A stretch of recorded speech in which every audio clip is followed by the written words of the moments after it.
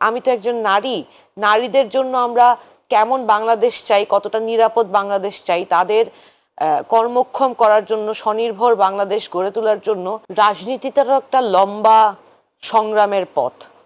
এই সংগ্রামটা আমরা শুরু করেছি দীর্ঘদিন ফ্যাসিবাদী স্বৈরাচারী সরকারের বিরুদ্ধে আন্দোলন করার মাধ্যমে। নানান অন্যায় অনাচারের বিরুদ্ধে আন্দোলনের মধ্য দিয়ে আমাদের এই রাজনৈতিক সংগ্রামটা শুরু হয়েছিল এবং 24-এর গণ অভ্যুত্থানের মধ্য দিয়ে আমাদের এই আন্দোলনটা একটা নতুন রূপ পায়।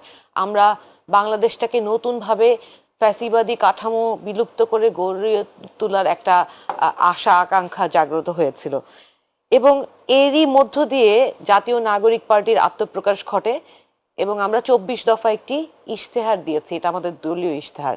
এখানে স্পষ্টভাবে বাংলাদেশকে আমরা কিভাবে নতুন করে দেখতে চাই সেইটার বর্ণনা দেয়া আছে।